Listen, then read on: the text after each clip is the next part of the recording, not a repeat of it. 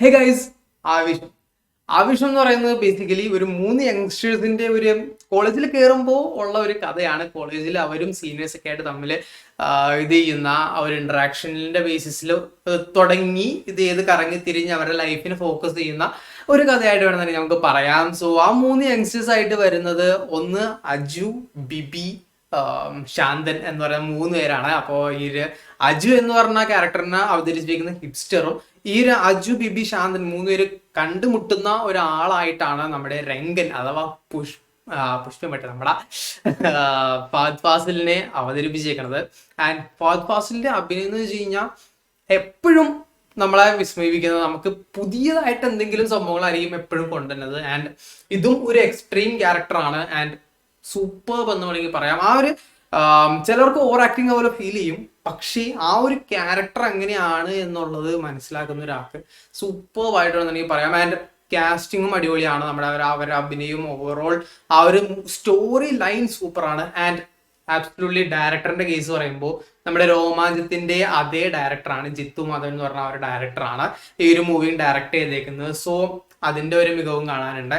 And എന്ന് വെച്ച് കഴിഞ്ഞാൽ ഫുൾ ടൈം ചിരിപ്പിച്ച് ഇത് എൻഗേജ് ചെയ്തിരിക്കുന്ന ഒരു പടമല്ല. ആക്ച്വലി നമ്മുടെ രോമാഞ്ചത്തിലെ പോലെ തന്നെ അപ്സ് ആൻഡ് ഡൗൺസ് ഉള്ള പടമാണ്. പക്ഷെ അപ്പ് വരുമ്പോൾ അതിൻ്റെതായത് ക്വാളിറ്റി കാണാനുണ്ടാവും. അല്ലാണ്ട് ക്വാളിറ്റി ഇല്ലാണ്ട് ചുമ്മാ ചളികൾ വാരി എറിയുന്ന പടമല്ല.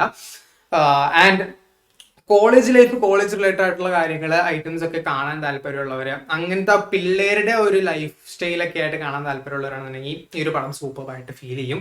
ആൻഡ് ആകെ ഒരു പോരായ്മ എന്ന് വെച്ച് തോന്നിയത്, എൻ്റെ ഒരു പരാതി ഉള്ളതെന്ന് വെച്ച് കഴിഞ്ഞാൽ നമ്മുടെ ഇല്ലൂമിനാറ്റി എന്ന് പറഞ്ഞ ആ ഒരു പാട്ട് ആ ഒരു പടത്തിനകത്ത് എവിടെയെങ്കിലും കൊടുക്കായിരുന്നു. ലാസ്റ്റ് നമ്മുടെ ക്രെഡിറ്റ്സ് കൊടുക്കുന്ന സമയത്താണ് ആ ഒരു പാട്ടുള്ളൂ. പടത്തിന്റെ അകത്തൊന്നും പാട്ട് വരുന്നില്ല, മെയിനായിട്ട് പാട്ടൊന്നും വരുന്നില്ല. ആൻഡ് ഈ ഒരു പടം ഓവറോൾ ക്ലൈമാക്സ് എന്നൊക്കെ പറഞ്ഞു കഴിഞ്ഞാൽ നമ്മൾ വിചാരിക്കാത്ത ക്ലൈമാക്സ് ആണ്. ആൻഡ് സൂപ്പറായിട്ടാണ് പടം ഫിനിഷ് ചെയ്തേക്കണേ. ആൻഡ് അത് എനിക്ക് ഹാറ്റ്സ് ഓഫ് പറയാണ്ട്.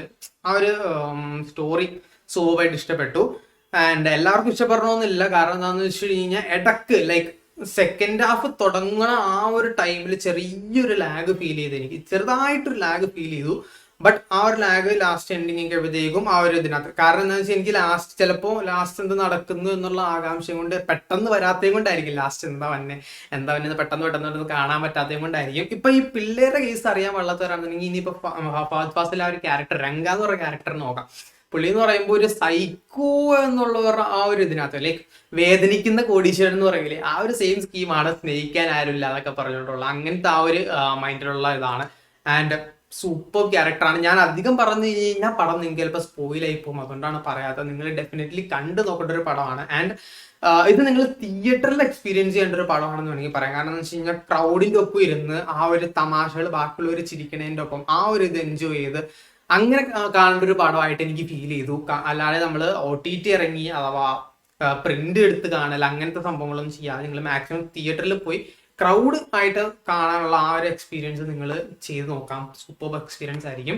സോ നിങ്ങൾ എന്നെ കണ്ടുനോക്കിയിട്ട് കണ്ടവരാരെങ്കിലും ഉണ്ടെന്നുണ്ടെങ്കിൽ താഴെ അഭിപ്രായം പറയാം. ആൻഡ് എൻ്റെ അഭിപ്രായത്തിൽ റിപ്പീറ്റ് വാല്യൂ ഉള്ള പടമാണ്. നിങ്ങൾക്ക് ഇനി വീണ്ടും ഒരു പ്രാവശ്യം കണ്ട ആൾക്ക് വീണ്ടും പോയി കാണാൻ പറ്റുന്നൊരു പടമാണ്.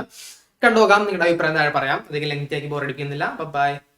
Anything you want, anything you need, your mind's got the key ingredient, it's belief.